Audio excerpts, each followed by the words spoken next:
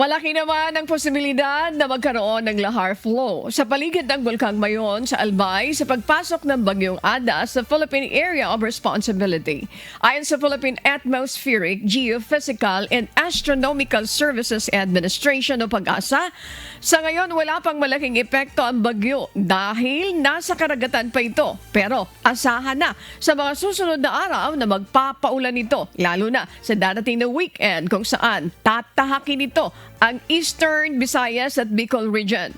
Maigpit ang bilin ng PAGASA na dapat maging alerto ang mga kababayan natin na naninirahan malapit sa paligid ng bulkan. Dahil sa inaasang malalakas na pagulan, malaki ang posibilidad na maitulak pababa ang mga nakadepositong lahar sa dalisdis ng bulkan.